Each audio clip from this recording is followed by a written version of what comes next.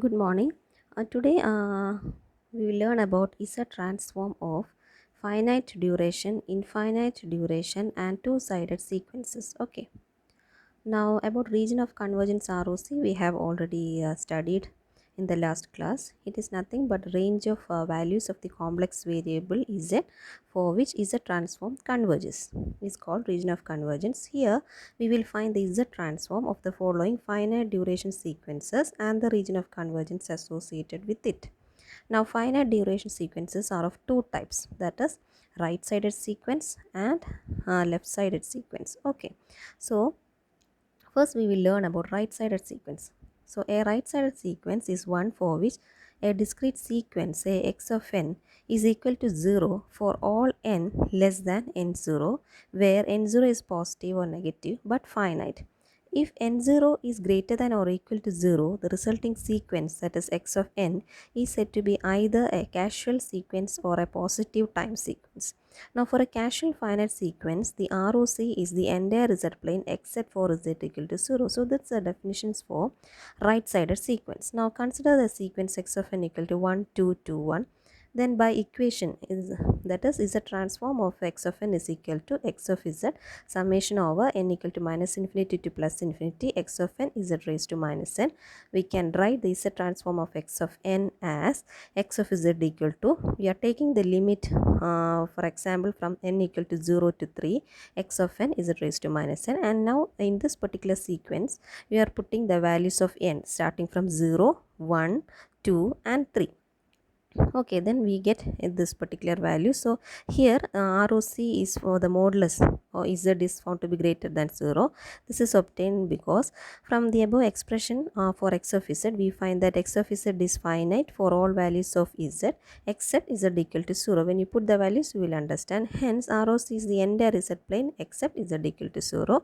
This fact is explained mathematically by writing the single step z modulus of z greater than 0. Now let us see the case of a left-sided sequence. A left-sided sequence x of n is one for which x of n is equal to 0 for all n greater than n0, where n0 is positive or negative but finite, as said before.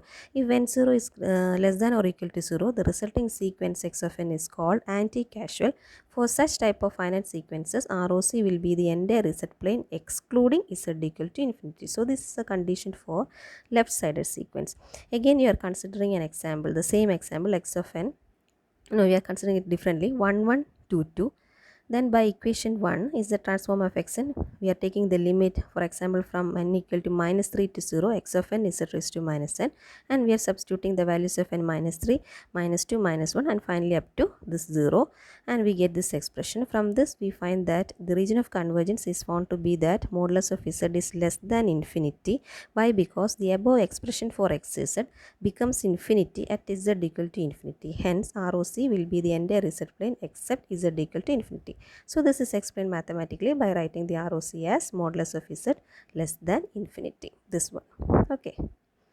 So finite sequences, that is left-sided sequence and right-sided sequence is over. Now we are going to infinite duration sequences. Okay, they are of three types, that is positive time exponential sequence, negative time exponential sequence, and finally double-sided exponential sequence.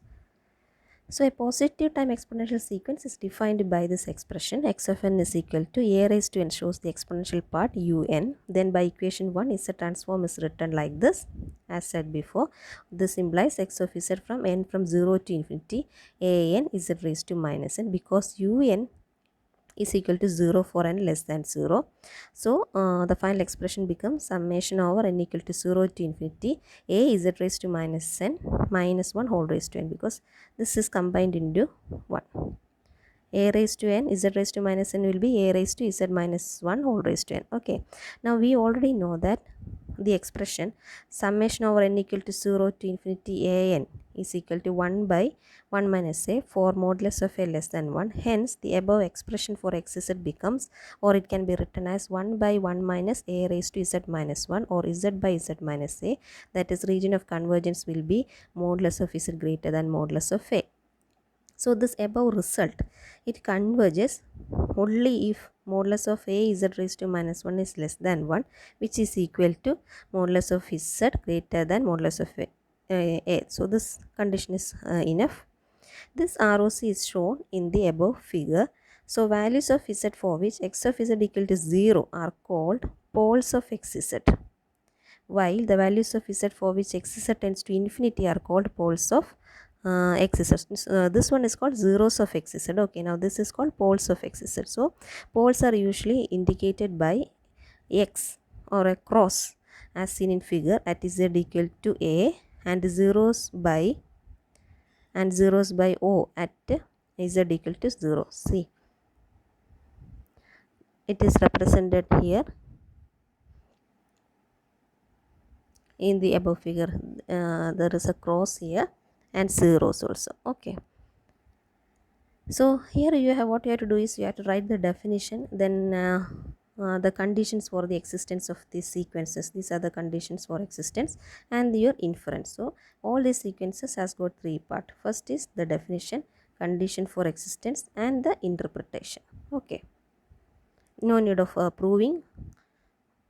Then negative time exponential sequence. A negative time exponential sequence is defined by x of n is equal to minus b whole raised to n u within brackets minus n minus 1. So x of z, as already mentioned, we are writing this expression as such. So here in place of x raised to n, we are replacing this particular expression that's mentioned here. Z raised to minus n is written as such.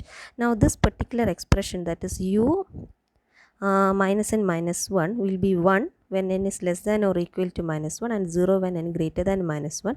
Therefore xz will become like this. This negative sign is taken outside. Negative sign is taken outside. Then this is written as such, and this one is written as such. So this negative sign is kept as such, and b raised to n, z raised to minus n, it can be rewritten like this, that is b by z whole raised to n. Now by substituting n equal to minus m in the above summation, we get x of z equal to minus of summation from m equal to infinity to 1 z by b whole raised to m. Minus is kept as such.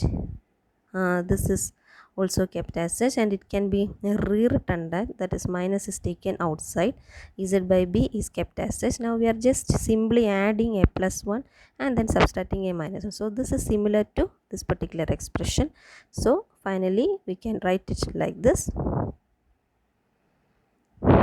Then we know that as mentioned above, summation from n equal to 0 to infinity a raised to n is mathematically given by 1 by 1 minus a for modulus of a less than 1. Therefore the above expression xz can still be reduced to 1 by 1 minus 1 by 1 minus z by b with z by b less than 1, that is again equal to z by z minus b. So quickly you can write like this: x of z will be equal to z by z minus b with ROC given by modulus of z less than modulus of b.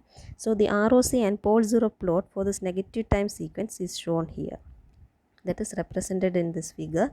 At this junction, it is important to point out that positive time exponential has a z transform with ROC exterior to the circle. Region of convergence is in the exterior of the circle. Modulus of z equal to modulus of a, while the negative time exponential sequence has z transform with ROC interior to the circle. Modulus of z equal to modulus of b. So the ROC for positive time exponential is exterior to the circle, whereas ROC of negative time exponential sequence is interior to the circle. Next, another one is the double-sided exponential sequence. It is nothing but sum of positive and negative time exponential sequences that we have already seen. So as per the definition, we are combining the expressions for positive time exponential sequence and negative time exponential sequence. So this will give the expressions for double-sided exponential sequence. This is written as such. Here in place of x of n, we are substituting this expression, and now we are splitting this into two. Now the first power series converges if modulus of a z minus 1 less than 1 or z modulus of z greater than modulus of a, while the second power series, that is this one, converges if modulus of z is less than modulus of b. Also, XZ is a sum of transforms of positive and negative time exponential sequence. Why? Because we are considering a sided exponential sequence, so definitely its transform will also be a combination or sum of positive and negative time exponential sequences. So what will be their ROC? Their ROC will be equal to the intersection of the two regions of convergence. Okay, so here x of z is given by z by z minus a plus z by z minus b, and ROC is mentioned here. Okay, now if b of modulus of b is less than modulus of a in the above intersection, then that is the transform will not converge if this condition is satisfied. That is, if modulus of b is less than modulus of a, then the transform, that is the transform of double-sided exponential sequence, is a transform of double-sided exponential sequence does not converge. But if modulus of b is greater than modulus of a, then the transform will converge in the annular region. Now the last sequence is the Z transform and ROC of double-sided sequence.